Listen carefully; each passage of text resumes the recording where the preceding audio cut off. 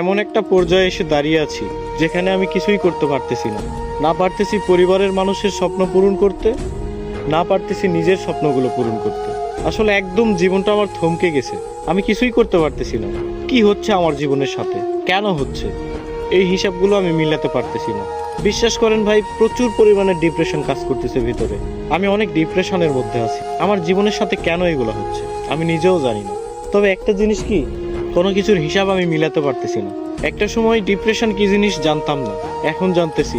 তবে একটা কথা মাথায় রাখবেন, ডিপ্রেশন বিভিন্ন ধরনের হয়। শুধুমাত্র প্রেম বিচ্ছেদের কারণেই যে মানুষ ডিপ্রেশনে ভোগে, বিষয়টা এমন না। সবচেয়ে ভয়ানক ডিপ্রেশন হচ্ছে ফ্যামিলি প্রবলেম। হ্যাঁ, এগুলো আপনারা বুঝবেন না। যারা মধ্যবিত্ত পরিবারের, একমাত্র তারাই বুঝবে। ডিপ্রেশন অনেক কঠিন একটা জিনিস। এখান থেকে সহজে কেউ বের হতে পারে না, কেউ ডিপ্রেশন কাটিয়ে উঠতে পারে না। তবে আলহামদুলিল্লাহ, ধৈর্য ধরে আছি, ভালো কোনো একদিন আসবে ইনশাল্লাহ।